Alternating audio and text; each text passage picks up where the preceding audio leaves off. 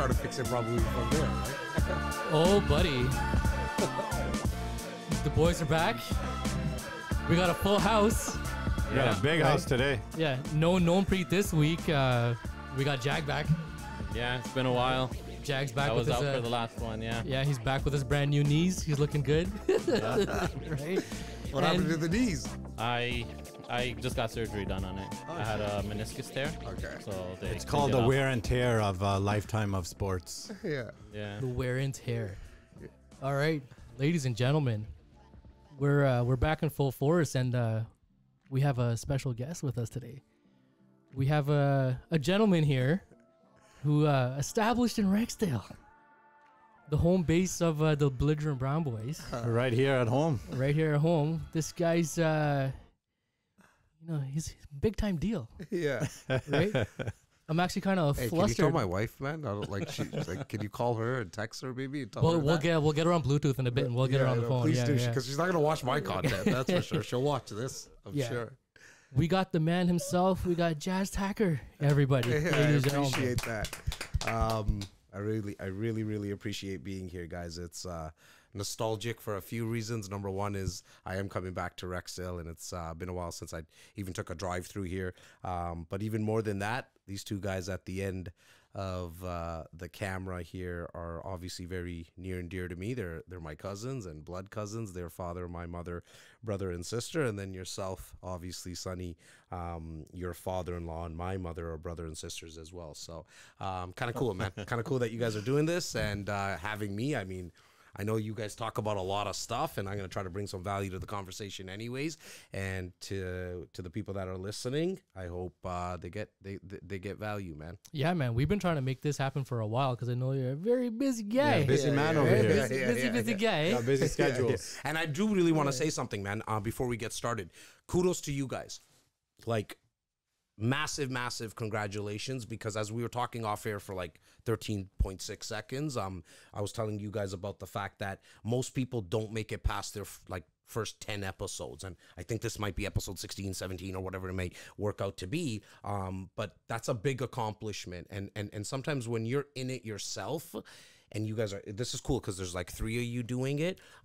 You forget to give each other flowers, right? Because most people, 90% of people, are not going to get past their 10th episode, and you guys just look like you're having fun. Like I'm not gonna lie and say I've watched all the episodes and like every minute of them, but the ones that I've seen, the clips that I've seen, you guys are smiling, you guys are laughing, you guys are razzing on each other, and you know picking on each other and stuff like that, and that to me, anyways, is the virus that should be put out there more, like that virus of happiness. And it doesn't seem like you're you might be where you want to be right now, but you guys are putting that out. So big congratulations to you. I want to give you guys a round of applause. Thank because you guys deserve it, because more people need to do that. You guys are starting to come into your own element. It's kind of cool to watch. Appreciate Thank that. you. Yeah, man. Like we were talking earlier, like this is just something that we did just because we enjoy talking. Yeah, right. I know. So like every time you get together, like in family settings, and you have these conversations, you always throw that joke. This could be a great podcast. Yeah. Right. Well, no, the truth is you guys can tell the truth. Your wives are just tired of hearing you. They're just tired of hearing your voice. It gets us out of the house, you know? You're here in the studio, like nobody can really say anything to you. Yeah, you say what you want. Say what you want. They leave you alone for an hour, 2 hours. It's kind of, yeah, that's what you guys are doing. They're tired of it, but we're always around the corner asking them, "Can you just like the video? just hit play on it." Hey, is the audio good? Yeah. I mean, I don't know, like she was just down here. She was helping us getting like set up and recorded and stuff. But yeah, whatever. It's great, man. Hey, but, man, it takes a team, brother. It takes a team. So good job. Good job. But that's great, man. But just like you were just talking about podcasts and stuff and whatever. I mean, the Jas Takhar podcast. I mean, you've been doing this thing for a while, right? So for people out there who don't know you or they're not familiar with who you are and like what you do, just give us that backstory, the origin story. Who is Jas Takhar? Where you come from, what you've been through, and like what's going on right now with everything. Yeah, man. Born and raised in Rexdale, which is always an interesting place from my perspective, anyways, because it has a bad stigma. I think it still has it today. Probably not as bad as it was. I'm 42 now. Born and raised, as I mentioned here, left Rexdale probably at the age of like 28 or 29. But I was sheltered from it. I got really lucky, and the two boys here this will resonate with them for sure. That like inside my home, I was sheltered from all the stuff that was happening. Like, Right. for the people that you're out of town, you're out of country viewers and listeners, Rexdale's that place. It's in the north part of Toronto that a lot of people would say, like, make sure you roll up the windows and lock the doors when you're kind of driving through it, right? You don't have a lot of positive mentorship, positive people, inspiring people at the corners. Yeah. You know what I mean? Yeah. And so for me though, I was lucky. I had 2 older brothers that till this day, it's always a healthy reminder. And you know, my cousin over there, Juggy, will understand that when you have older siblings, it's a healthy reminder that you're closer to the bottom than you are to the top, even at the age of 42. Like one of my brothers is 6 years my senior, 5 years. The other one's like 9 or 10. And it doesn't matter, like this whole Jas Takhar thing and the content that I put out there. You want to get humbled really quickly, I just got to sit with my 2 older brothers for a bit, right? But they sheltered me. My parents and my father was a taxi driver his whole life.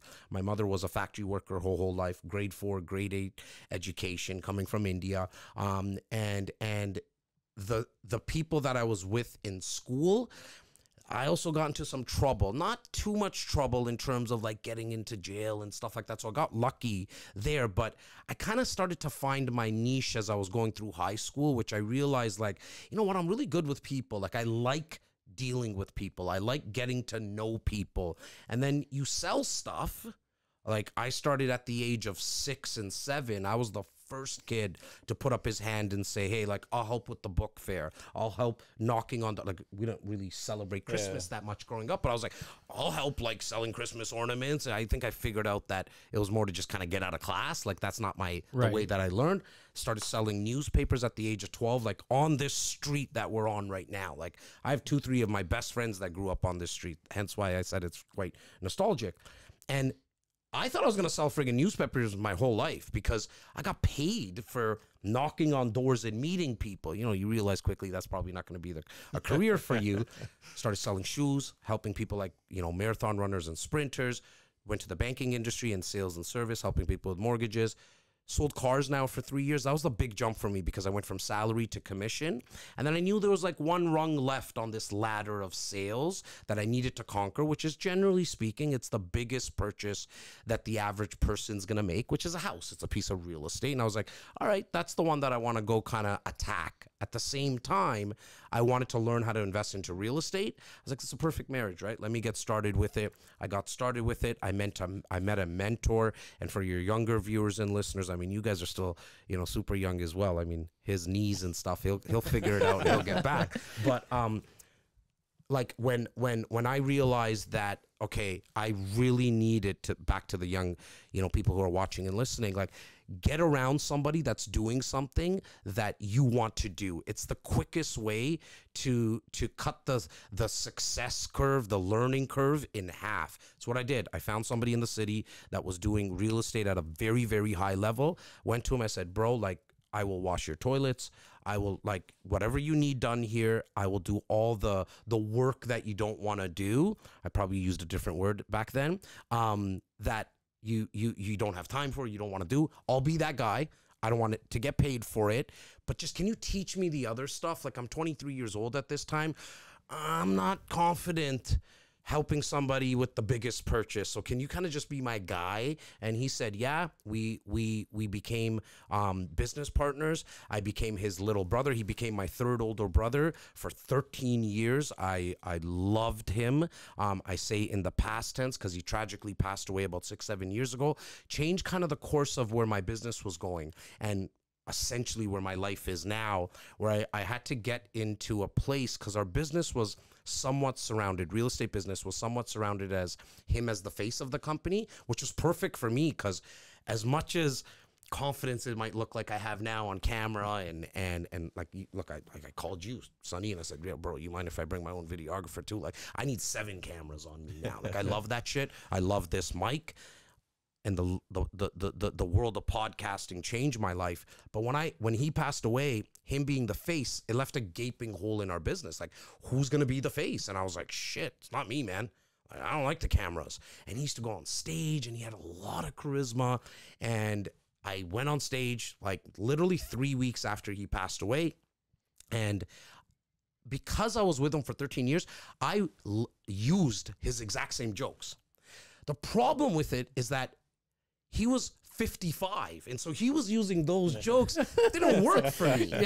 You know what I mean? I'm like, why aren't people chuckling? Why aren't people smiling? It's like a 28-year-old trying to pass off like retirement jokes or You know something. what I'm saying? Like, It just what's didn't going make on here? sense. Yeah. You know what I mean? And so I started at the front of the stage. I was so friggin' nervous and scared, bro. Like I ended up at the back. Like it was weird. I really wish we had some camera footage on it. But then I realized, look, man, I got to do something here. I heard a word named like this thing called podcast. I was like, what is this thing? I start searching. I start Googling. Big shout out to Gary V. If you guys don't know who he is, Gary Vaynerchuk, go follow this guy. He is like he's a real dude. Like he's a business dude, but he's just putting out some really good content. Anyways, heard the word podcast, Googled it. I'm like, this is kind of cool. Like no cameras needed. Back then, like I did this probably about 4.5, 5 years ago now. I was like, no cameras needed. Dude, it's free. Like, we're all Punjabi, like free's good. You know what I'm saying? good. Like, free's pretty good. Everybody Like, wants free. I can distribute it to the world, and I'm allowed to talk about whatever I want. No dealing with what's the Broadcasting Association? Oh, the like CRTC? That's it. You Yeah, know what I yeah. mean? Because we had a radio show on 640 and News Talk 1010 for 4 years. It cost us $250,000 a year to be on that radio show for 4 years. That's $1 million bucks. News Talk 1010 charged you $250,000. 640. 640, sorry? News Talk 1010. Don't quote me on this. I think it was about 10 G's a month, so about 120 G's a year. And what are you like on Whoa. every day? We were on, great question. We were on every Saturday for an hour and a half. Wow. Cool. An hour and a half for $10,000 a month? What was the 10 time grand. slot? But Saturday at 10 a.m. Okay. But check All this though, right, Sonny. yeah. It wasn't just the radio show. You got like, I don't know, don't quote me on this again, but like 60, 70 little commercials during the week. Oh, Yeah. You got, yeah. So it's like they package it, right? And the biggest thing was it was segmented though. Like for us and for me to even think about like, and what I mean by segmented is like you go for 12 minutes. Yeah. Right? Like you have a big clock, you go for 12 minutes, beautiful studios. Like you want to talk about multi-million dollar studios, check out the Chorus Studio in Queens Quay, 640s. Like Oh, it's yeah. gorgeous, man. They got slides in the friggin' place. It's awesome. Anyways, that's what we're paying for that shit. Yeah. You know what I mean? And Did you get to use it? That was a question. you know what? I don't think I ever went down that side. Every time I went there, I think every time I went there, it was like going in construction or something. You know what I mean? And so, but then to do it in 12 minutes and you got to be careful what you say. It wasn't my cup of tea. Podcasting was it. Started podcasting to make a long story longer. Started with the podcast. Then I realized I had a big interview with somebody in New York. And it was a real estate agent. My team was like, bro, like we got to put this on camera. I was like, guys, I told you about the camera stuff, man. Like, don't screw with me. I'm not comfortable. I don't like it. I don't want it. And one of the guys said to me, he's like, bro, what if we just set the camera and you don't talk to it? I was like, so I'm just going to talk to the guy and never look at the camera. They're like, yeah, never look at the camera. It's a 37-minute video. It's one of the biggest real estate agents in North America. If you watch that, now I have footage now, obviously, I never look at the camera because I was never comfortable with it. But what happened is when we brought it back to the team, they sliced it and diced it and gave me like 30 pieces of content. And I was like, whoa, this is sick. I just did a 37-minute conversation. You gave me 16, 20 pieces, 30 pieces of content out of it. Let's always put the camera on. Put the camera on, and that's it, man. The rest is kind of history, like in terms of content changed my world. I get to speak on stages now. I'm obviously a lot more comfortable. And I think the moral of that story, as it was quite long, is that the more you do something, you will naturally get better at it if you just don't quit. That's the moral of the story. Whatever it is, just do more. Quantity matters more than quality. And I know that screws with people, especially when it comes to content, because people are like so fixated with what they see other people do. Yeah. But yet I can tell you from the kid from Rexdale, like, more is more because it starts the feedback loop for yourself personally. Like, oh, okay, that didn't feel comfortable. Okay, people did laugh with that. Oh, that cut was good. That clip was good. Guys, the audio, there's something wrong with the audio. Like, you can fix those things only after you do them. Right. Yeah, it's the only way to self-improve. Yeah. Like with whatever you're doing, right? You got to fail. You got to test. You got to That's just how put it was yourself with in the fire, right? you know your statistic that most podcasts fail. Yes. What people do is they overplan. They want everything to be perfect, and then it's like your first like let's say 100 videos. There's not even a lot of people watching, right? So you're putting all that money and time into something that it might never You even also catch kind of on. take the fun out of it, right? but You want to keep It's like things fun. I like the quantity better than the quality first, is because that way you get comfortable. The more you get comfortable, you build that confidence, and then you go from there. I Right? think Mr. Beast said that too, right? Like, I'm not surprised. yeah, Mr. Beast was like, he put out like his first 100 videos got like no views. No But he's like, views, I just yeah. kept doing it, and eventually one's gonna. yeah. End up blow up, popping. right? Yeah, man. And you know, to what Juggy just said about like the quantity, that works in everything. So I teach a lot of salespeople now. Like, I coach them, I train them. I have a team in that story that I was telling you. I have a team of 62 agents on my team. Okay, so I get a lot of time with these people. I get to watch what's working and what's not working. And the one thing that salespeople need to do, you have to be okay to make phone calls. And the easiest way to get over the fear of making phone calls is just make more of them. Because you realize not everyone's going to tell you to F off. Not everyone's going to hang up on you. Not everyone's going to say no. You're actually going to get some yeses out of that. But to your point again, that will only happen if you make more. We have a massive sign. I probably have like 5 of them now all over my office, and they all say the same thing. Just as a reminder, you go to the bathroom, I want you to remember this. You're on a phone call, remember this. You're about to shoot content, remember this. It says, ready, fire, aim. Now that's going to be a brain, you know what, with a lot of people, because they're like, no, you spelt it wrong. Yeah. Ready, aim. That's the first thing I'm following that track. I'm like, wait. You get what I'm saying? Yeah. Yeah, for a second I thought it was my dyslexia messing me up. Well, yeah. Well, and for me, people like, okay, no wonder you barely passed high school. You know what I mean? But we grew up because our parents told us, our teachers told us, look before you leap. Yeah. Don't jump until you have everything figured out. Don't pull the trigger until you have the target lined up. Hence the ready, aim, fire. The problem is 99% of people, they stay in aim. Yeah. Oh, okay. They fall into what's known as paralysis by analysis. I'm just not going to make this move because the video's not perfect. I'm not going to make this phone call because the script's not perfect. I'm not going to go out on a date because I'm not looking the way that I'm looking. If you fire, though, before you aim, you get to pull the trigger, and then you realize, oh, shit, I'm too far left of the target. I'm too far right. It's too high up. It's too low. Now you can adjust. The more that you pull that trigger, you know, okay, I'm not lining up and hitting the target, right? If you go to like what do you call it, a shooting range, you might as well just keep pulling the trigger and kind of adjusting along the way, hence the ready, fire, aim. You're gonna hit the bullseye eventually. Eventually, rather than comparing to somebody who's just sitting there and not pulling the trigger. Yeah. That's what Gretzky said, right? You miss 100% of the shots you don't take. Yeah. That's why That's the Kobe first was thing I Kobe. thought of. Yeah. That's why Kobe, in my eyes, Kobe too. Yeah. like I know, the debate of Jordan, and we're maybe jumping all over the place, but like the debate between Jordan and Kobe, at the end of the day, I was more of a Kobe fan, but I respect Jordan. I think he probably is really the GOAT. But Kobe's mentality was cool, man. No, I'm gonna shoot. I'm just gonna keep shoot or shoot. I think that Curry's that too, probably. I think that mentality is what elevated Kobe as well. Like, in all honesty, if we just talk about the GOAT, you have 2 guys who've set records, Michael Jordan, LeBron James.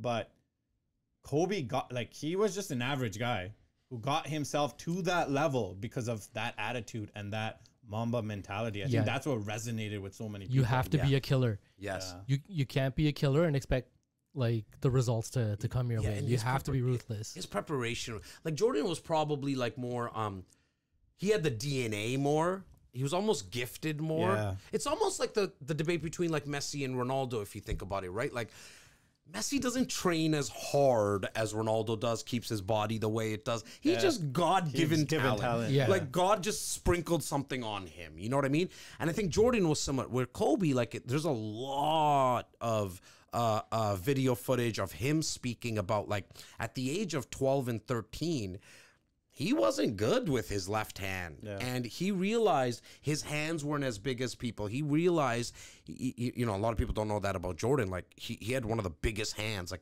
now Kawhi came and, like, everyone's always talking about Everyone's Kawhi. palming the ball. Yeah, right? Like, but with Kobe, he realized, okay, I'm not faster than everybody. I'm not necessarily the best shooter, but what he realized is that he was going to outwork them through preparation. And so that's where he's like, okay, you know what? I'm going to spend a year just working with my left hand.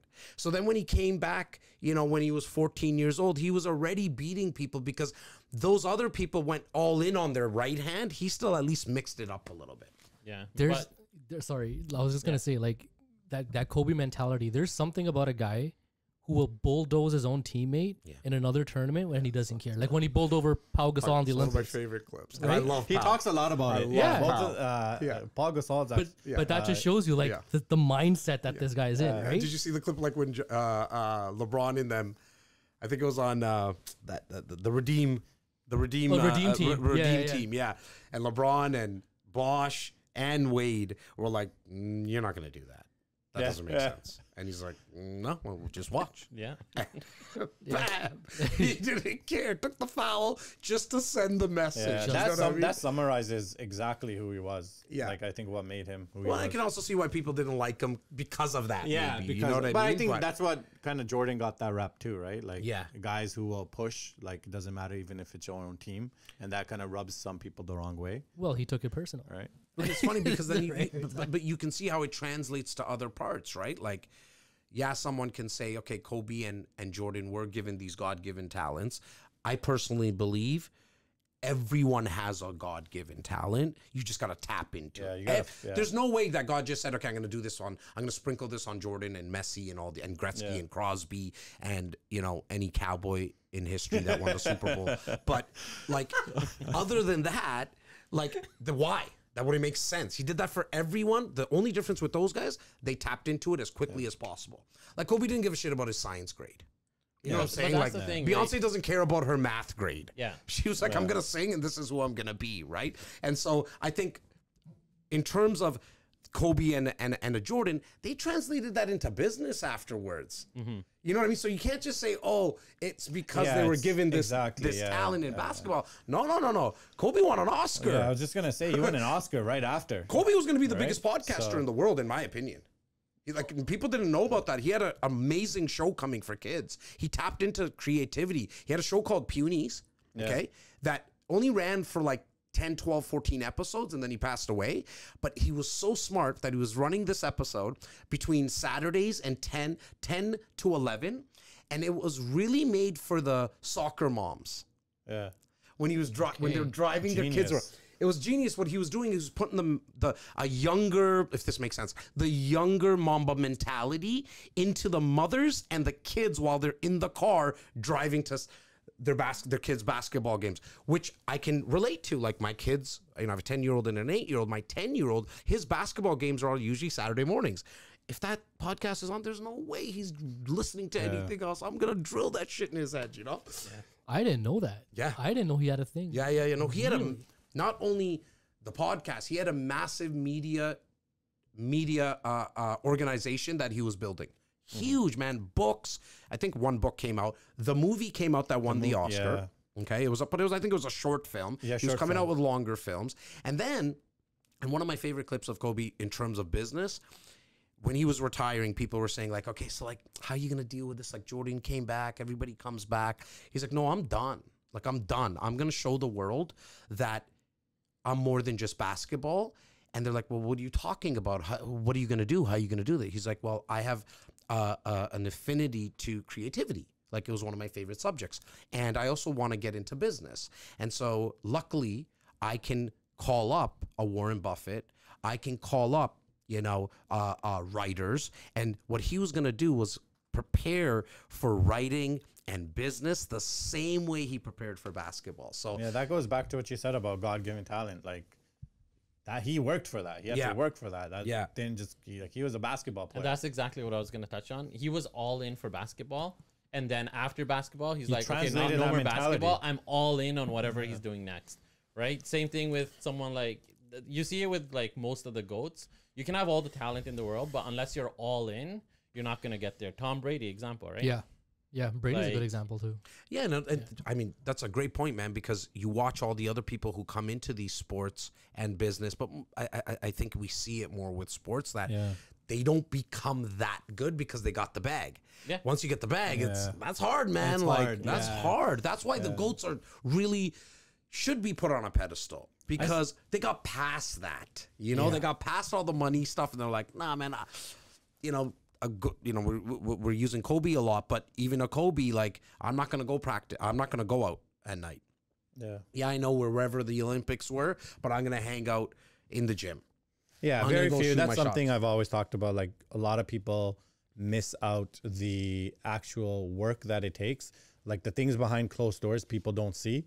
The sacrifices you make, like you're living a very different life when you're all in into two things. Yeah. And that's often what people just don't see. And now we're in this era of social media where, you know, you just see the best moment. Yeah. Right. You never see the hours it took for someone to get to that point. And then, somebody might even say that, oh, you know what, that person's really obsessed.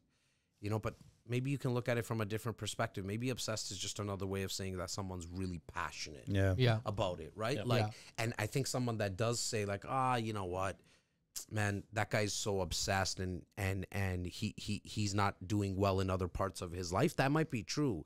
But I think they say it because, man, everyone knows that they have something, but they didn't give it that shot of going all in. And that's hard to deal with, man. And I think, I don't know if your viewers and listeners just tend to sway maybe to younger. And when I say younger, like 35 and kind of below or whatever it is. But, man, I think the worst thing that you can have is regret when you're 92, like, shit, I didn't go all in on something that I knew I could because I was fear. And I personally believe, like, I know why most people don't do things. It's the fear of judgment. It's always the fear. It's the fear of failing, the fear of judgment, fear of our peers, especially like growing up. Like obviously it's changed from like, we're not that, like, you're not that much older than I am, but like, I've seen it. What are you in now? I'm turning 38 soon, maybe in a day or two. Okay, relax, Oh, bro. you're March. Okay. Yeah. End of March. Yeah, I Friday, remember that. Friday, yeah. And you're March too. It just passed. Yeah. He's worried about saying that. I'm 41. But yeah, I'm turning 38, and like I know just growing up, I've seen it now. Like, I've kind of been in the generation where, I've seen the emergence of social media, of technology, computers to social media. The biggest reason a lot of people don't actually take the shot, like we said, is because of their surrounding environment, the people they grow up with. Like we grew up with immigrant parents, a different generation. So, like you said, factory work, just taxi drivers, like they had their own responsibilities. Like they came from a whole different world. And once you come here and, you have kids, and then the next generation, so, just because you have more choice, when you have more choice, it becomes harder to kind of figure out what you want to do. And, like we can go into, this kind of opens up a whole can of worms, with the education system, with social media. People get discouraged when they see everybody kind of wants to be the same. When you kind of, like you said, you kind of have that regret. Like as you get older, the less you are open to taking your shot and trying to try different things, trying to get yourself out there. I think that builds over time in a negative way. And then you kind of surround yourself with people like that as well. Yeah, it's interesting that you guys bring that up because I want to ask you specifically because you jumped on this podcast thing pretty early, pretty quick. In that industry, I'm not very familiar with it, but was podcasting or like this kind of content creation a big thing? And then what was the reaction to like other people when they found out or they saw that you were doing this? In real estate, I mean, maybe my team, maybe Bo, you can make a note and we can check this out. But like, because I'm sure we can do the research of like, so I would have started that in like when I went full blown out 2019. I'm gonna say in real estate, I was probably 1 out of 5, 7. Like Wow. that action. And sorry, let me just finish that. Which one of 5 to 7 in the Ontario market. Maybe Right, in yeah, yeah. countrywide, it wasn't much more. 1 out of maybe 10 or 12. Like there wasn't many people doing it, and everyone thought I was on crack. To answer your second part of your question, like what was the like what are you doing in a real estate office speaking in a mic? Like it makes no sense. Spend your time selling real estate. And what I always knew was, oh, okay, that's it. That's exactly what I wanted people to tell me I'm crazy, because that means I'm onto something. Yeah. You get what I mean? Yeah. I went like the second I brought that camera, that footage back from that podcast that I mentioned earlier, and my team did the thing, I went all in on like team, meaning I was like, how fast can I get more videographers and editors? How can I get graphic designers? How can I get content writers? And now I kind of scaled it back down, because I just have now my videographer editors, but they like, you know, Bo here and my guys back at the office, like they can do kind of the graphic designing, and I do kind of my own writing. Like I post everything. My team cuts, I post, right? Like I like to make sure I got the feel to the consumer more. But when I started, what was like the mic was one thing. The second I brought in a cameraman and they followed me around, then they became, okay, he's not on crack anymore. He's just a very, like, he's a narcissistic person. Like, you know, but what I knew they weren't seeing was the fact that, well, you guys are not in our industry. You cold call, you door knock for business, you send flyers. I never really did any of that. I'm kind of like, I'm only going to deal with the people that, you know, like already know me, like their parents. Like, you know, like, well, you didn't stick your business card in people's doors? Yeah, like so so I didn't open my mailbox and get like, all those like flyers. You know what I mean? Like, where's my calendar, bro? Why wouldn't I deal with my uncle and aunt who changed my diapers? I think they kind of like me. You know what I mean? Like, so I sold their house and helped them buy it. Like, I just did that on the biggest scale that I possibly can. Luckily, again, we're Indian. We have big families. You know what I mean? So that helps, obviously. But how many doors can you knock on? How many calls can you actually make as a single person, and even with a team? Okay, maybe you can make a lot with a team, but when you put out videos, that shit can go to the world. And most importantly, the biggest ROI, the return on the investment, was the fact, and the investment of time and getting a team, was the fact that people were allowed to watch me and listen to me at home.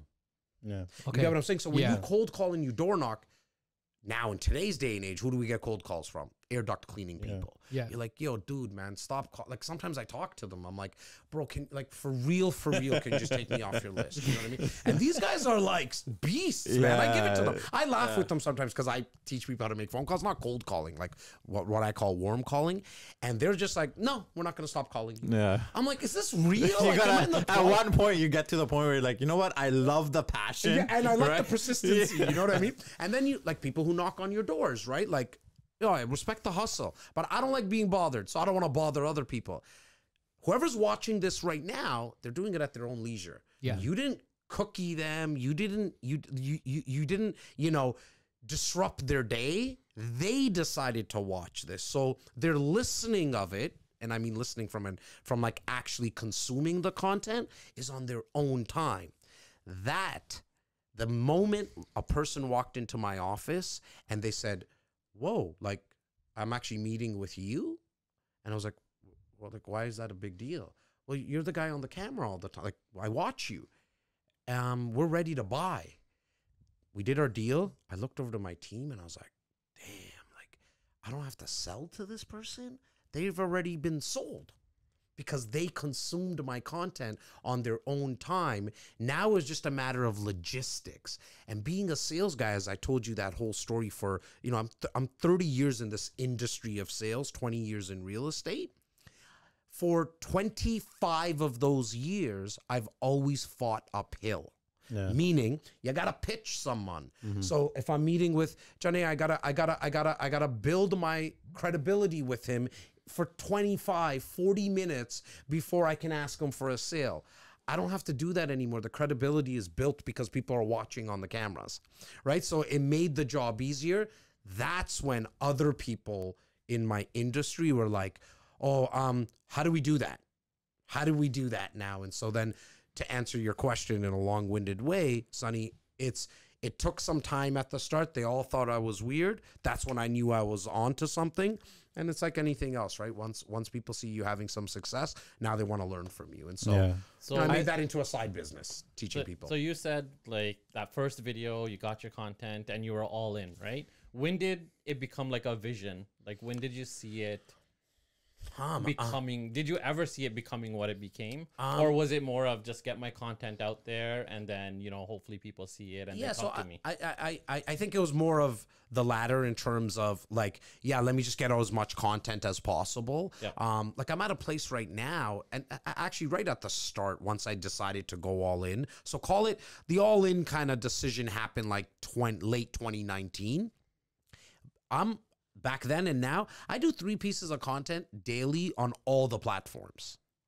Like, so when I say all in, I'm all in. You know what I mean? Like, and I mean, when I say 3 pieces of content, there are 3 different pieces of content on Facebook, Instagram, TikTok, YouTube, long form, YouTube, short form, audio platforms. Like, so we make sure we put out a lot of content because you just have more at bats. Right. Yeah. Like the more you put out, the better chance, as we mentioned. So for me, it was more of getting out as much content. But I think the vision that I have right now is one of that probably started, I'm going to say about like a year later. So sometime during COVID, because for all the things that happened with COVID, the content still played. Yeah. I think it got a chance to play even more because everybody's at home, right? So, everybody's at home. Yeah. The only challenge we had, I couldn't meet with people.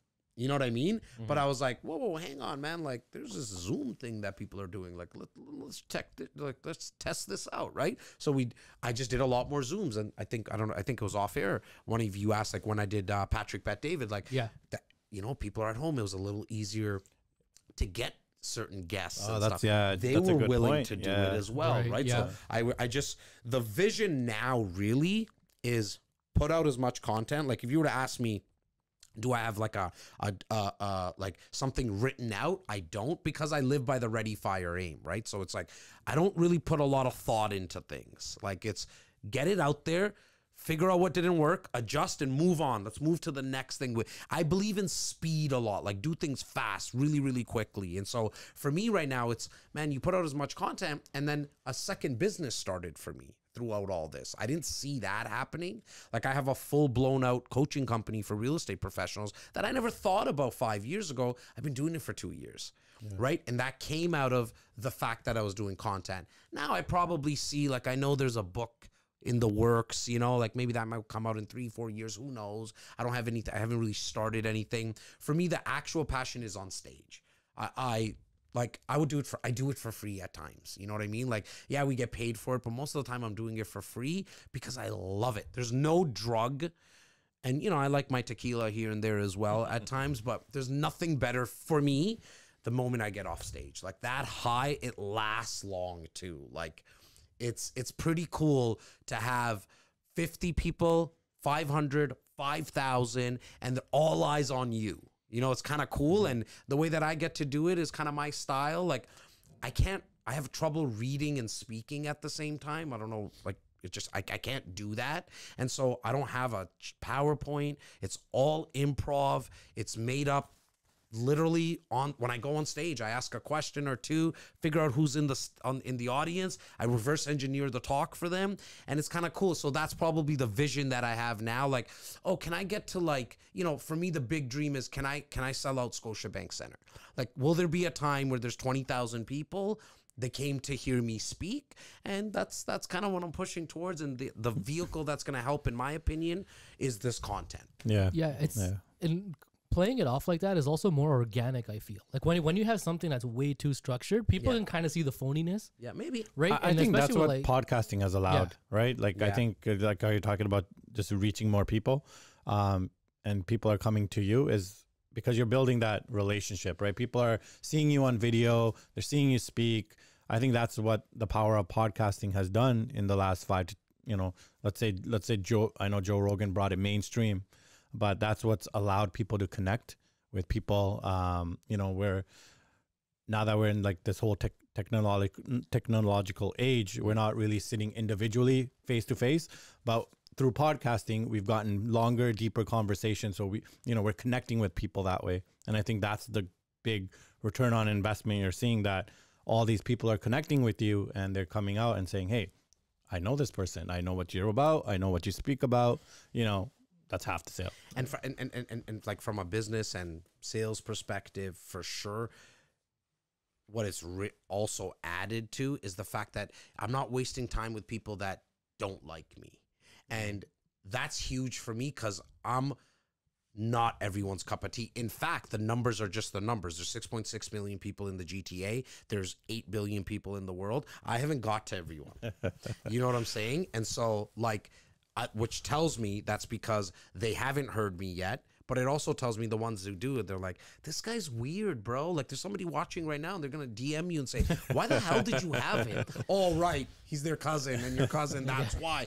But he's weird. He's waving his hands. Like, he's in a hoodie. And what? He sells real estate and helps people create wealth in real estate? Like, that's nonsense. That's actually amazing for me because I'm not going to connect with everyone. So let's just get past all that stuff as quickly as possible. Watch me at home. And then watch the first 3 seconds and realize that you don't like me. Boom, we'll move on. Because I live by, like, some will get me, some won't. So what? Like, let's move on. There's 6.6 million people in this GTA place that we live that you're not going to get everyone. So you might as well just move on to the people that you actually connect with. To your point, it allows you to build that community, which is kind of cool, man. All right, cool. I'm freaking motivated right now. Fired up. Yeah, I'm fired up. Hey, So it's time to ask the hard-hitting questions, especially for us in the Punjabi community. Yeah. How does somebody with no money get rich? You ask your friends and family for money right there. Look, I think it's a long-term play, right? A lot of people will tell you that buying your first home is a must. I'm not sure that you need to buy your first home where you live. Let me explain. Because if you can find a way to live beyond your means, so that's the first place I would start, okay? Live beyond your means and save money. Like, it's a lost art, in my opinion. Majority of people live paycheck to paycheck. That's generally based on they're buying stuff to impress other people. The Punjabi community is probably one of the worst. Yeah, we're probably the worst We're offenders. terrible. And of you know that. where it is in the real estate sense? It's been like this since I've been in the business. So that's 20 years. My mama's kid bought, a 2,400 square foot home. And they would call me and say, so we got to buy 2,500. And I'm like, wow. there's only 4 of you, man. Like, why the 2,500? They'll never tell you that it was because the mama bought it. It will come out in time. Because when I start asking more questions, it's to impress other people. So people who are listening right now, that I would highly recommend live beyond your means. I don't care how you make more money. That doesn't mean you spend more money. You save it. Like, I got money. I'm not trying to impress people. It's more to impress upon you where the data's coming from. But man, I drive a Camry, bro. Like, I don't have fancy jewelry because I'm not into that kind of stuff. Unless it's like your real passion, I understand it.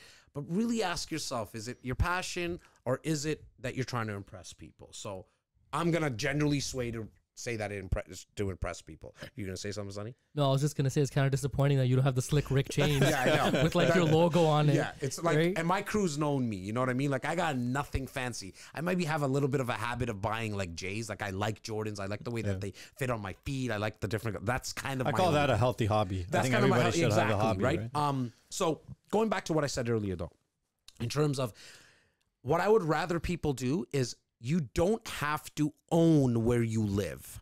You can rent where you live as long as you invest the rest. Meaning that if you're wanting to get rich, and I think real richness comes from, like, when we talk about dollars, is becoming wealthy. Wealthy is something that's sustainable long term, and it's also something that you can pass on to people. If you have kids, great. That's probably the place that you might want to start. You know, depending on what your thoughts are around that, but you can always give it away.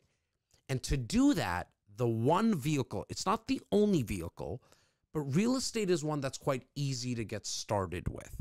And you do that by buying a property that you can rent out where the rental income will cover the expenses, but some other magical things happen while that is happening. So you're not out of pocket every month. There's a beautiful thing that happens, which is called passive appreciation. The market just goes up, right? So like literally down the street from here where I lived, it's a 7-minute walk from where we are right now. My parents bought that house in 1992 for $285,000. That's absurd to think about right now. Okay. 2,800 square foot home. Okay. Nice house. Okay. These guys know. Take my word for it. Okay. Nice house. To me, it was a mansion. Yeah, that time. I remember. I know. You said that to me once. It wasn't. Sorry, Everybody listening was not. Was this on the Mingle Hayes side? Yes. Okay. Yeah. Oh, Shockley. Right. Shockley. Shockley. So All right off okay, Mingle yeah. Hayes, okay? Yeah. 285,000. Today, 2024, it's probably worth 1.3 million or something like 1.2, 1.3 million, in and around there. Okay. And now you don't have to do any massive renovations. That growth in value, that's what's called passive appreciation. The value goes up over time.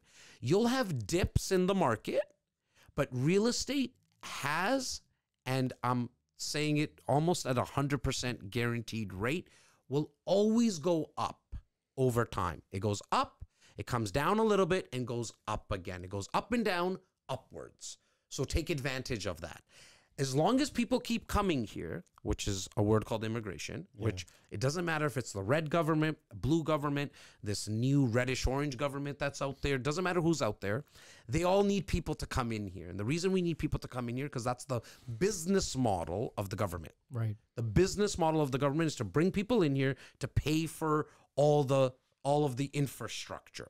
So as long as they keep bringing people in here, we have to keep building. We have to find ways to build real estate. That's why the values go up. The other thing that happens when you're renting out a property is that the mortgage is paid by someone else.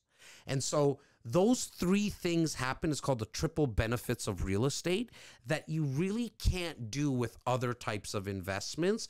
There's ways of doing it with stocks and mutual funds, but it's a lot easier to just go to the bank and say, there's a house here in the GTA for $800,000.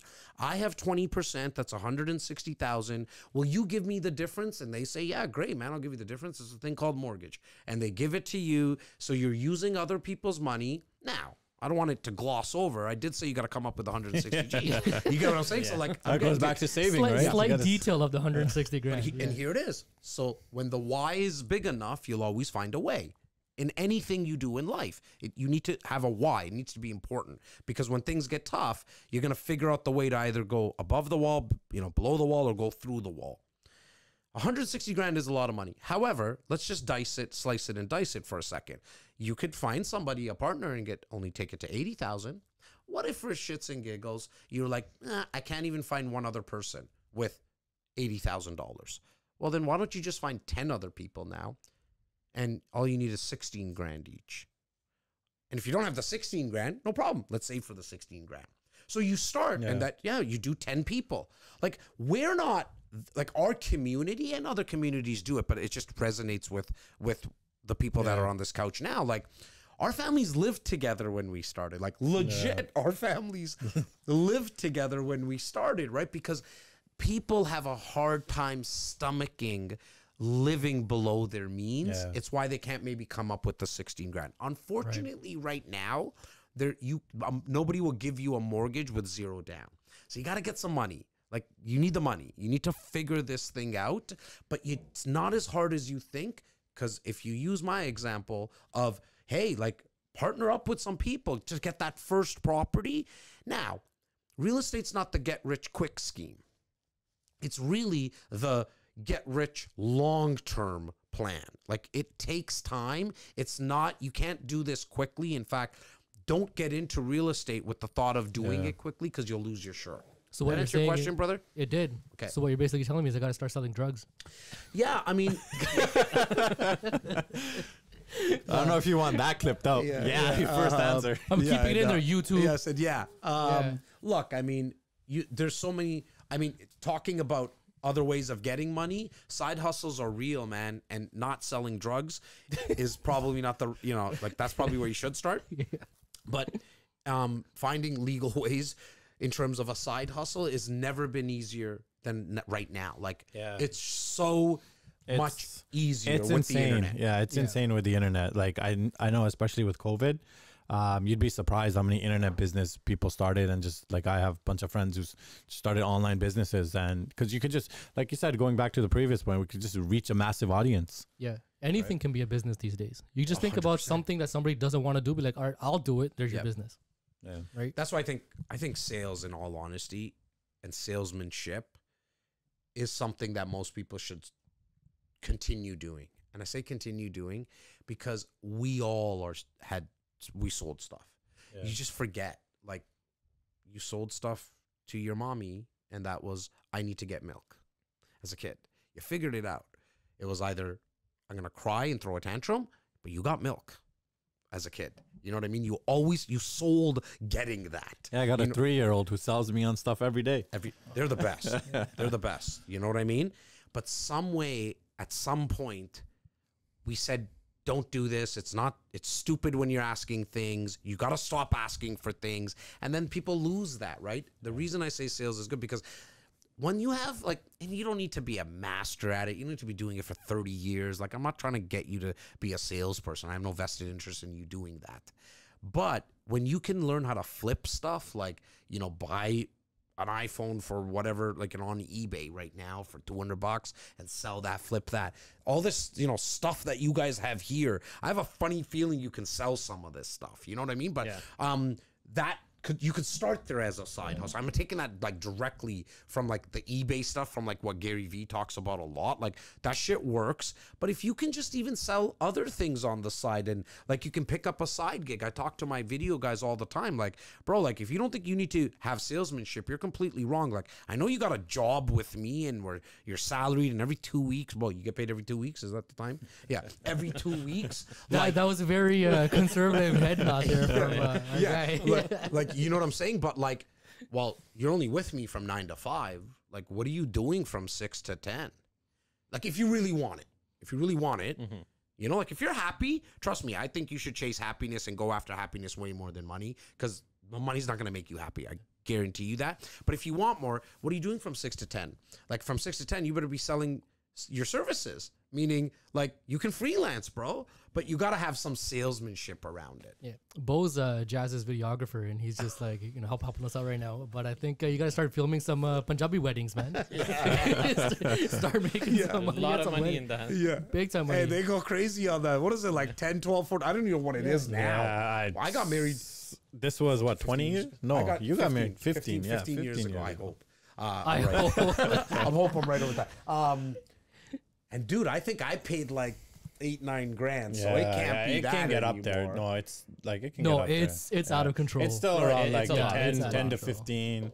Bro, it's Like, insane, bro. Yeah, it's pretty crazy. That's your basic packages. You want to. Hey, that's your bronze package. Yeah. The silver and the gold. It's like, oh, hey, you want a couple of drones? Bam, there's another 5-6 grand right there. Yeah, but they got smart, man. I gotta give it to those guys. Like, they got into like LED flooring, like they're packing stuff they up, really and like they all of a they, sudden it's 30 grand. yeah, I'm they've not been gonna creative. lie. I fell into that trap. Did Remember you? our reception? We had like the starlit dance floor and everything, and Yeah, the crane see? and whatever. Yeah, you got the smoke, you got everything now. That's like now everyone wants to do the drone shots like all around. Do they do drone shots inside the banquet hall too, kind of thing? Like, I haven't seen that. No, so like for a lot of weddings wedding, now, especially after COVID, are like, Like outdoors. Like outdoors, golf yeah. courses became huge, so like everybody was doing drone footage. Ah, yeah, it's one of ours. And not just Maybe for at a a golf reception, you course. have like, you know, wedding photos like outside too. Right. Yeah. It's crazy. Like Those that drone now, shots man. are nice. Not gonna lie.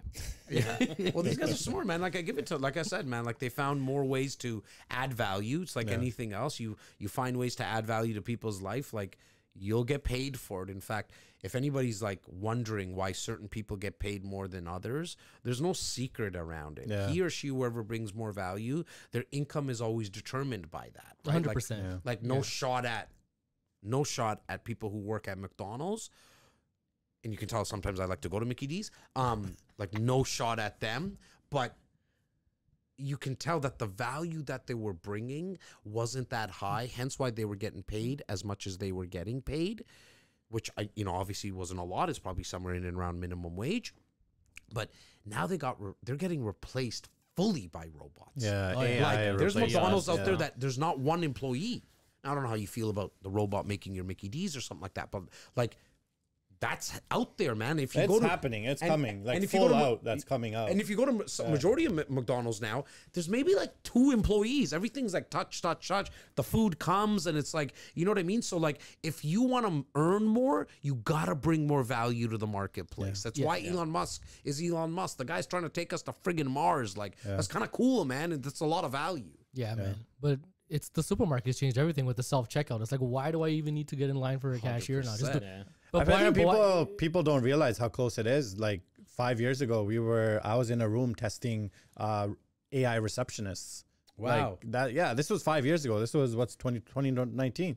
So this stuff is right around the corner. The trucking industry, like there's so many industries that are going to be hit really hard once, like, you know, there's going to be a night and day. But when, just like how the self checkout, it's so easy, right? So do you always go self checkout if it's available? If it's available, yeah, I do. Right, I do. pretty much, Yeah, right? yeah, And I'm like, they're getting to that mode where I heard Walmart is gonna start charging people to use self checkout. Wow. that is hilarious. And I'm just like, think about it. All these other services, they're just like, oh, it's faster. We're making it better for you. It's a better service. Now you have to pay for the service. It's like when you get a plane. Interesting. I never almost heard like that. VIP service. Huh? Yeah. right. It's like when you get an airline ticket and you see that little, the taxes plus you have airport improvement fee. Come on, Pearson. Pearson, get your act together, man. Bro, I didn't even see that. They probably bamboozled me with that. What is that nonsense? Well, buddy, yeah, you just came back from New York or Oh, whatever, yeah, I right? didn't You got swindled. 100%. Yeah, airport improvement No, fee but on the Pearson's 6 tickets the that you got. worst. Pearson's the Yeah, worst. Pearson period. is Like, one of the worst airports probably in the world. Yeah, we've even touched on in this. terms of all the taxes. Like I got the middle brother. He works there, and he tells me the amount of taxes that we're paying, and you can tell when you buy a seat. I didn't know about this silly improvement tax, but like the amount that we pay compared to like if you just go to Buffalo, you go to Hamilton even. Yeah, like, you go to Hamilton, it's Porter cheaper. even. Yeah, yeah. You go to Porter, you fly out of Porter, it's a lot less. Billy man. Bishop's a lot nicer than Pearson is. Yeah, My I Billy like Bishop's the nice, yeah. quickness of it. Like it's Yeah. pretty quick. It's just that obviously they don't fly everywhere, right? So it's a little tougher in that sense. But Porter's starting to fly to like Pearson and stuff too now. But then you're still dealing with Pearson. You're so still you're not dealing dealing with with Billy Pearson, Bishop. All right, man. I'm feeling friggin' motivated again. I got another thing coming at me. Forget Pearson. Yeah, Let's forget go back. Pearson. Yeah. So for everyone who's been listening or watching to the podcast, you guys all know that we're big time sports guys. I mean, you can tell by the front here, right? NFL is one of our biggest things. And we got the finally- biggest Cowboys fan we here. finally have this guy with us, and we need to get the info out of this guy, man, because we So need to know what's up with them Cowboys. We'll go man. there in a second, but let me just say, there's one chat group that I hate even going to on a Sunday afternoon, Sunday evening. Like, I won't even deal with Sunny shit on a Sunday sometimes. I'm not, because I'm going to say something that I shouldn't say. Like, I just shut it down. I can't handle it. But I give you props because you're always hitting me up with some shit about the Cowboys. But They give us a lot yeah, lot man. they do give free content. Free content. Free content, It's man. funny because if you look at like First Take and you look at like all these other ones like Stephen A's and Yeah, all these, Stephen A's all over they're it. still talking about the Cowboys. You yeah. know what I mean? It's no wonder that Jerry doesn't give a crap. Yeah, so let me Because the brand's so big. ask you, man, is this the year? 100%. Like I want to know what else to say.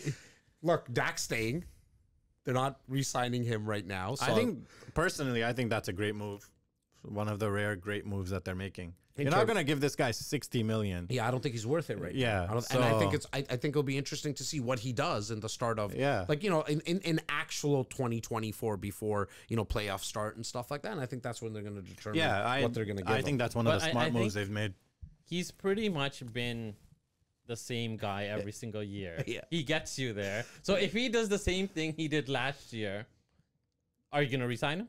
No, Right? no. Well, you got to look at who else is on the table, though. Who else can you get? So you know, there's a saying, right? Like the devil you know is better than the one that you don't know, right? And so I say devil in terms of, look, you're not getting some of the younger quarterbacks that are out there, right? And so you're gonna get some of these. Like I don't want what's his face, Russell Wilson. Like that's not who I would want. So I probably, to answer your question, if he gets, and it depends when you say he gets us there, right? Like. To me, Where is he getting To the you? playoffs. Right? To the playoffs. Yeah, With to the playoffs. But I don't right? think that's enough anymore. no, that's not enough. That's not enough. Look, what happened this past year was just odd. That was nobody expected that. One of you called it though. I think I saw it in one of your stories. Was it He's you? not. He's sitting right in the middle over Was here. it you? Said he Yeah, was you. he called it. I give it to you. He I called it. didn't even hesitate when we did that predictions thing. I was just like, he it's was all happening. over it. He was Yeah. all over it. I don't care if you guys were scoring 70 points a game. This was gonna happen, and I had to call it. I didn't see that one at all. Like, personally, I actually don't even blame it on Dak. I actually blame it on the defense. Dak would have Yeah. settled in. Yeah. He would have settled in. They generally like to score on. They generally did score on the first drive always this season at home for sure. There was some weirdness between Dak and CD at that first drive. Yeah, but you chalk that up to maybe there's some nerves or something. Yeah, but the you can't have one of the best defenses and just collapse. Yeah, but that's why I blame it on the I think defense. that's what was the most shocking. Yeah. And yeah, that was by far the biggest shock in that game that they couldn't. I always knew they had trouble against the run, but it was everything. Like they couldn't stop. They couldn't stop the receivers. Everyone was wide gaping open, yeah. holes in the zone. There was everything in that sense. So I don't blame it on Dak fully, but if he gets you to the first round and even wins the first round, gets to the second round, I actually think they could get a bye this year. Like the Philly move with the running back was big, but I just don't believe in their defense. No, I think I'm at not the really top, scared you're of them. still looking at, the Eagles, San Francisco, like who else you were throwing up there? in The Eagles are NFC, still frauds. right? Yeah. I think so. I was vindicated this year again. I'm sticking with their frauds. I'm all there with you. I still think Well, they're frauds. the running game definitely got better, Yeah. for sure with Barkley. But I don't have any faith in their defense. And for me, like, it's one of the teams that I hate the most. But I don't know. Them and the Niners are very, very close. My household is a Niners household, like growing up with my two brothers. But if they get to the second round, yeah, I think you still need to look for somebody else. It's just I don't know who's outside because I haven't looked. I don't know who might be other free agents coming out. And if they go to the draft, they're not going to obviously get a high draft pick at that time. Yeah. Even if they trade down, it's a whole full rebuild. it's a tough situation. I think it just comes down to money. What bothered me about this offseason is they did nothing.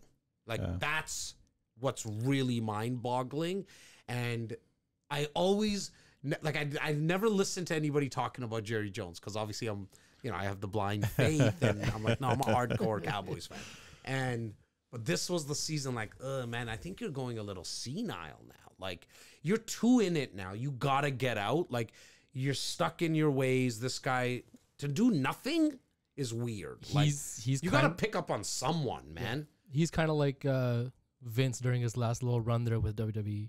Yeah, Not Like, not he's not holding on not to the that. other I was stuff. I was gonna say, hopefully not Yeah, the other no, stuff. not the other Hopefully stuff. not the Power, other right? Yeah, stuff. we're just talking about WWE in general, but you can tell like this guy was just losing the plot. Like, Yeah, the he, pro- yeah, he was losing his You grip could on tell, everything. yeah. And the problem with Cowboy organization, not the nation in terms of the fans, but the organization is the next guy coming up is his son. And so Yeah. the apple generally doesn't fall far from the tree. Yeah. I don't know what we're going to expect. Like, it's one of the few, and I would probably have to think back, and you guys might even know, like, it's one of the few organizations across all sports that the owner is that much involved. Yeah. Because you look at, The next Mark one Cu- would be Mark Cuban. but I was going to say, Yeah. even if you Yeah. look at him, like him not being there, because I think it's sold now. Like, I Yeah, think he's not there now. He did that, yeah, right. Yeah. Even when he was like, he still let the general manager do things, you know. Yeah. And I don't know. Obviously, I don't have inside tracks. I think Jerry More than Jones that. is a level, like, he's the face. Like, when you think about the Cowboys, he's But he the also face. makes all the decisions. Yeah, and every Yeah. decision, everything, like, anytime you talk about it, it's going through him. Yeah, that's weird. Yeah. Like, And for that long. Yeah. Because you would have fired someone else. Yeah. You know what I'm saying? Like, And if that's it was called, someone like, us sitting on the outside have seen, and, everybody's talked about it. Like, he's held on to guys for too long. Oh yeah, for sure. Right? Like, he's become best, like, Tony Romo was his pal. Like, maybe you held on a couple years too long. I liked actually the pickup of Mike McCarthy. I liked it when it happened. I liked it in the last few years.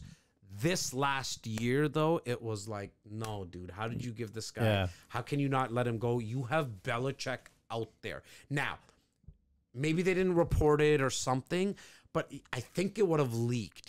Like anytime anybody meets with anyone, Yeah, it leaks. It leaks. How can you not speak to Belichick? It makes no absolute. Yeah, that's that would when drive me nuts. Yeah, so that would drive me nuts. now, if you caught me a month ago, 2 months ago, I would be like, really, like, I hate them. Da, da, da, da, like, you go through those ups and downs as a sports fan on a team, right? Like, at least now I'm like, okay, I'm far. When did this happen? January, I guess they played. No, Yeah. late, like early January. It would have been right that first round. So at least I'm far away from it now. But not to sit with Belichick. It makes absolutely no sense to me. So- Sorry, go ahead. So my thing, they know like I've been saying this for years. I hated the McCarthy thing. I'm like the reason, like I think this year was their chance to win. If they have another coach, I feel like this was a Super Bowl year for them. Why did you Right? go back for me for a second though? Yeah. But like, why didn't you like the McCarthy era? What did he do in Green Bay that was like a wow thing? He had Aaron Rodgers. Still Right? won a That's Super Bowl. fair. He No, the did. same criticisms that Aaron Rodgers gets, Yes. he should be getting, right? What did he do? He did just that one Super Bowl, and what did he really do to change things around? Like at the end of before he got the Dallas job, well, the last couple of years it was so horrible, right? Mm-hmm. And then people blamed it on Aaron Rodgers, right? And then Aaron Rodgers was saying he wants to call the plays, this that, right? And then the same thing happened Here. after he left too, right? Yep. But McCarthy should not. He got that job because he was friends. He basically became friends with Jerry Jones. For sure. And I think Jerry Right? Jones he likes to. The real reason I think that he didn't meet with Belichick is because Belichick's a type A personality. they- Like this yeah. guy's, I'm taking it all over. Yeah, he's like, not coming in and He's not saying, coming "Hey, in Jerry, and- you yeah. can make decisions." Like, Yeah. no, they're my decisions. Well, yeah, Jerry walks into the so I watch the post games. Like I'm obsessed during the season as well. Like hence why I don't want to talk to you in those times. But like I'm watching the post game conferences. There's like now obviously with YouTube and stuff like that, they let you in the locker room, and Jerry Jones is in the locker room all the time. Like there has to be a little bit more distance. Like I know what you did in the 90s, and trust me, that's why I became a Cowboys fan. But there has to be a time where you kind of start to let go. Would you fire yourself? That's kind of the question. Like, sorry, would you have fired someone else in this last stretch? The answer is yes. You have to be okay. And he's a business guy. That's what kind of really screws with my mind. Like he's built a massive business, not the cowboy stuff, like his oil stuff, that he's obviously put people in the right place. Like that's what smart business people do. And for some reason, like you can't do it with the Cowboys. I don't know. The guy's playing like a real life video game. Madden. Right? Play Like Madden, for you to Which is delegate. kind of cool. Yeah. it's cool in itself. You have all the money. You have the most Yeah. profitable team. It's probably what we you get to dreamed make of moves. playing It's Madden. like, hey, man. multi-billionaire. Yeah. Like you could do it, right? He's like, I'm making billions in commodities. I'll let somebody else handle that. But football, that's mine. But You're not last allowed to year- touch it. So last year, they said at the end of the season, we didn't run the ball enough. Let's get rid of Kelly, right? This year, what did they do? They threw it even more. I know. Right? So First 4 or 5 games, they were on a 50-50. They did Yeah. really well, but I think it was because they stuck with it.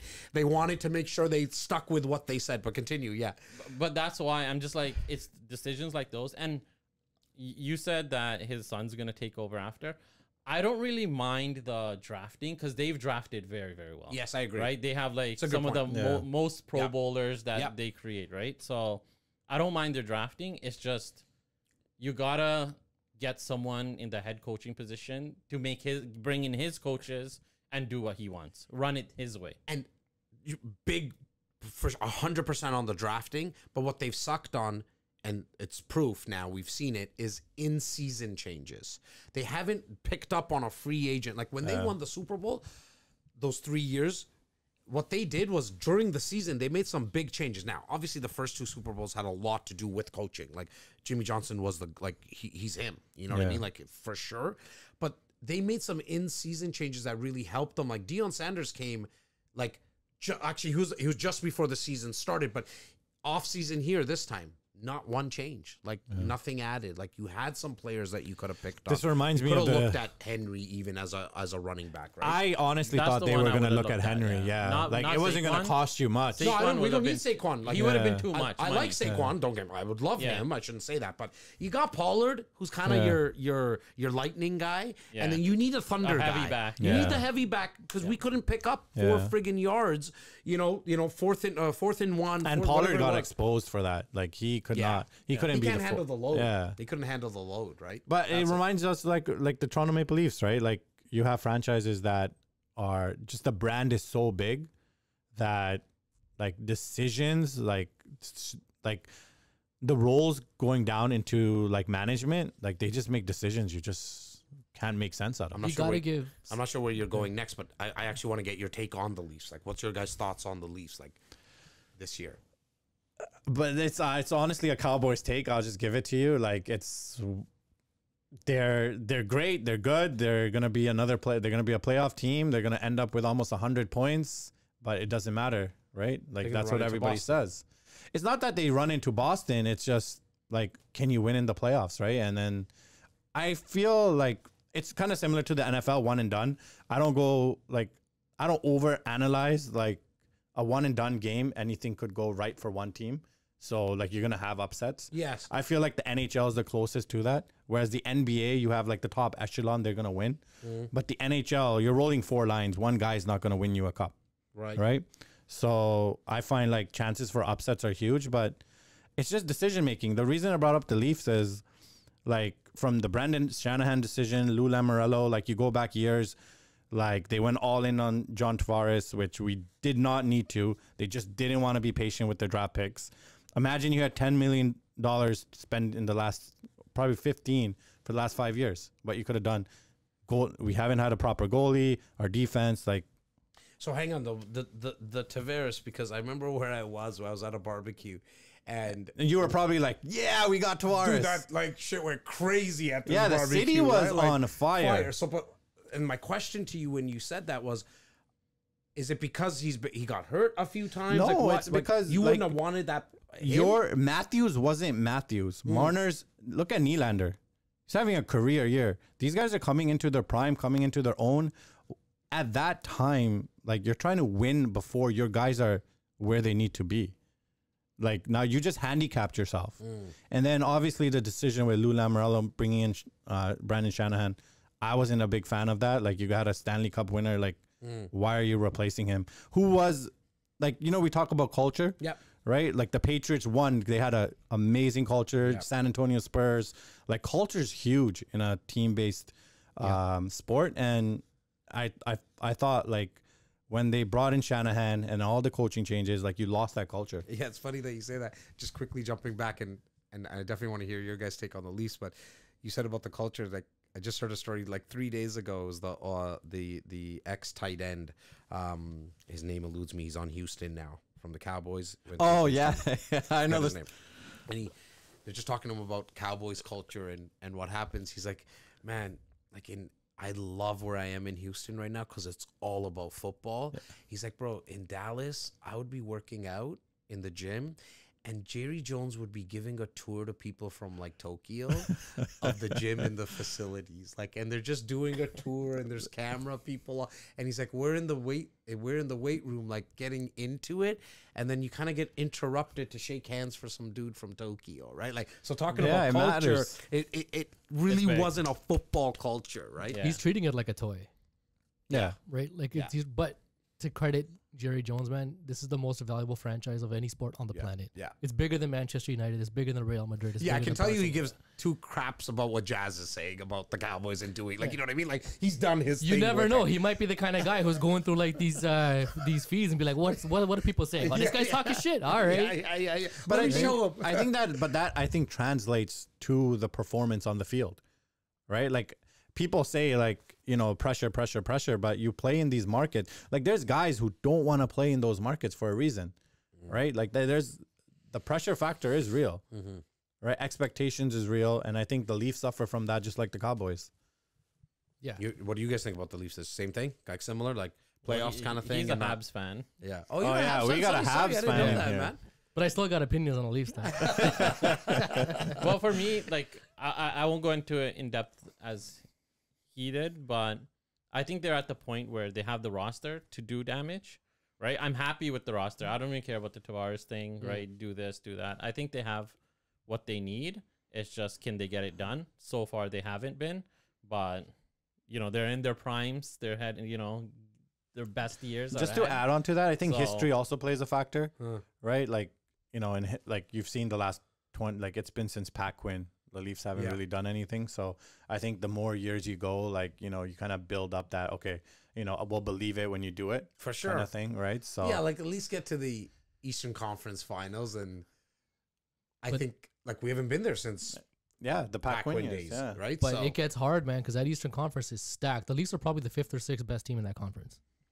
well, they're who do you not- have there? You have Boston for sure. Boston, Carolina's on a I heater, wouldn't. I honestly like. right? I The don't Rangers think are Boston's on a that heater. much better. I think the Rangers are actually probably the two best one of the two best teams in the. That's actually nice to see New York doing their Yeah, thing. Like doing- with the doing their Knicks. thing, Like, yeah. it's finally nice to see that, Yeah. man. I was actually, when I went to New York, you mentioned something, I got to see a Knicks game, like not courtside, but like 2-3 seats. I've never been to Madison Square Garden, and it was against the Nuggets. They blew out the Nuggets. Like Jokic and Murray were off at like 9-10 minutes left in the fourth. That's how much they blew out the Knicks. But OG was in that game, Yeah. and he just came over from Toronto. The whole Madison Square Garden was chanting his name because he did. I think he probably hit like 25 and like 20 or something. It was a double he got, Yeah. and they were going crazy. So nice to see New York. finally. Their record's been out of the world with him in the lineup. Yeah, You know, since he's been they've hurt. that only like trade, what, yeah. with him and Brunson in the lineup, I think they've only lost one game. Oh really? Yeah, he's Oh, made a wow. massive difference. Yeah. Yeah. Oh wow. Okay, so I haven't been following them With like both that. of them in the lineup, but Yeah. they've been banged up too a little bit. Yeah, right? even when I went to But- the game, I didn't really know where the Knicks kind of were. I kind of knew they were doing well, not like to that point. Yeah. But yeah, like the it was kind of, it's just really cool to see. It was sold out. Like it was the vibe. The there vibe is is back, good, man. yeah. It's back, and I didn't know the Rangers are like doing as well. Yeah, That's really good. they're. I think they're a top 5 team. Oh wow. Rangers Yeah, been so- doing Yeah. good last couple of years, right? Yeah. These are the kind of markets that you need to do well. For right? sure. Yeah. Because this is what's going to create interest in your product. This is Yep. what's going to have people watching it on TV. Because if you have LA teams in the mud, New York teams in the mud, no one's going to care. Yeah. Let's be true. honest. I think that's what the NBA does great, right? Like they Right? market and No, you know, no, like no, Do you think the Knicks versus the I'm not Lakers gonna- every but year? Lakers, Boston, like they market their. No, but what I so sorry to interrupt, but what I will say about that is they're marketing all their older players. They're going to be gone soon. Who are the younger guys that? Fair enough. Everyone's Right? saying that what's his face? Anthony Edwards will be probably the next face. You know what it is? The NBA is in. I don't know who else. Well, I agree with you. Actually, I think they're Yeah. going to be screwed soon. Yeah, Yeah. the- Who do well, they you know have? how you said, and I think I mean, the to reason the- it's Anthony Edwards came to your mind first is that's what you're hearing is because he's American born. Yes. Like the NBA is run international now. Yeah. Yeah. Luca should be Right? the face of that league. I agree. So And Jokic doesn't care enough. Jokic doesn't care. It's just a job to him. No, but Yeah. then there's Giannis. I love that about him. It's right? kind of really cool. Like, but you're like Luca, 100% could be the face. But yeah, you're like he can't. American talent. No, they're I just struggling mean like right look now. at the pedestal we've put Durant on. Yeah, LeBron, Steph. yeah, These guys are going to be gone in a couple of years. yeah. I know. Who's going to be at that level? Everyone is so far below Ja Wick. that. Ja Wick. Ja Wick. Yeah, It's gonna that be is him. actually true, man. Like, who is that next kind of person there that could kind of take that? Because even Anthony Edwards, like, I don't know his stats or anything right now, but I don't see that. Like, I don't see that star quality to that level. He was really quiet when he got into the league, but he's Yeah. kind of coming into his own He's now. coming into his So own. He's Yeah, this developing year. a bit of This year a is personality. like- yeah. Okay, yeah. If you just watched him this year, you can market him to a high level. Interesting. Okay. But it just comes down to marketing. That's why I But said they- again, like, the he's- NBA markets teams well, Yeah. right? And their top players well, but once they're gone, like they're not doing any marketing for Anthony Edwards. They're not doing marketing for It's Luka. tough when you got these international players. Like if you look at the top 5 players in the league, like there's no American player in there, right? So it's gonna be tough, like for the NBA as a whole. Would you put Tatum in the top 5? I wouldn't personally, Yeah. Top 10, but I know at the he's end of the top 10. Yeah, probably. Yeah. Yeah. He's borderline 10, 11. like Luka. Jokic. We have Embiid, Jokic, Giannis. Like that's the top 4 right there, Yeah, you can't forget Giannis too, man. right? Yeah. LeBron's still in the top Yeah. 10. Yeah. Steph's still Shout in the outs top to 10. Giannis's brother who's got the podcast Durant's now. still in the top 10. yeah. All right, man. One more hard hitting question before we wrap this up. Jas, you might have some insider information on this. All right. When's that Eglinton LRT going to finish? What do we got? 2024? Yeah. So I'm gonna say 2044. 2044? Wow. That's an optimistic guess yeah. right there, I think. Look, man, that thing, I have, so my office is at Don Mills in Eglinton. So it's really Don Mills in Lawrence, but right next to Don Mills in Eglinton. And then we have a satellite office at here on 10 in Eglinton. And the traffic's been the worst in both. Like, I have no idea when this thing is actually happening. I wish I had some inside information for you because, you know, We got were all my much clients younger, waiting. when that started. Yeah. Let's just put it that way. So I can't tell you when, brother. I wish I could give you some information on that. I think it's going to be a very long time. Is this city ever going to be finished, or are we going to be perpetually in construction Well, forever? did you guys know that?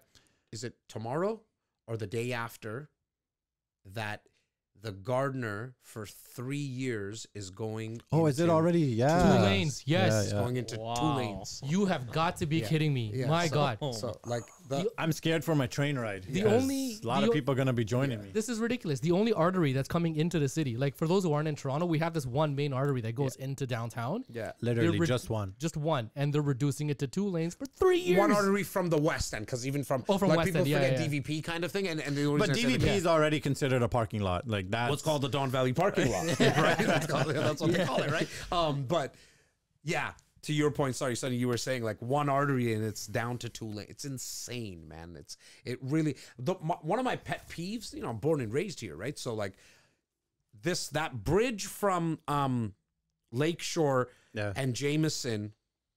That gate that friggin' closes. Like, Yeah. they close it at the oddest time. So the fact that sometimes they close it at like at midnight or 1 o'clock, you would think that would be like the best time to keep that Keep it open. open, yeah. Because people are, you know, on a Friday night, Saturday night, but they keep it closed. Everyone has to now merge onto Lakeshore, and it just adds an extra 50 minutes, an hour to get onto the 427. I've seen It's that. insane. I've seen that closed after games. Yeah, that's Like, what that I'm talking was about. just about to say. So call it absolutely 11. no I sense. said midnight. Yeah. What is that, 11, 10? Yeah, like you're getting out of a Jays game or a Leaf game, and you're like, "Why is this closed?" Just builds up traffic. It makes no sense. Makes no It's sense. insane. Like, I don't know who's making these silly decisions. Well, mind you, in Toronto, they're coming out with a rain tax. Yeah. Wait. Yeah. wait, So, like- hold on. Yeah. Yeah. Let me- did I just hear rain attack? 100%. 100%. Yo, pull this up. I gotta see this. What is this? Look, man, this is why. Is this like the airport improvement fee that we Yeah, have to you pay? know, it's worse than that. You'd be surprised Like, how it's just many weird shit, fees that get pulled over our heads. So rain tax, people in Toronto could end up paying for the rain that falls on their property. Okay, so let's just, you know, that's the headline. So they try to get you there, but let's really go into the mix here. You know, what I'm saying? the headline.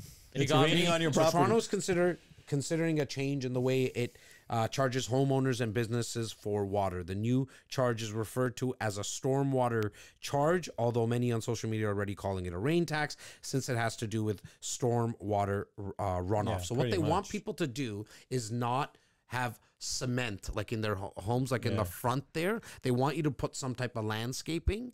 So then the landscaping, the flowers and Oh, so the shrubs, water water. gets absorbed. It in just that clears water. the storm It- drains, it right? cleans Because we've the had storm drainage, like right? Toronto's had flooding last few years. Yeah, but I haven't noticed it. Like, have you noticed it on your street? We're talking about like once or 2 days in Yeah. a year. Yeah, like how right? much Yeah. torrential rain do we actually get To pay tax on it. to pay Yeah. tax on it, Yeah. right?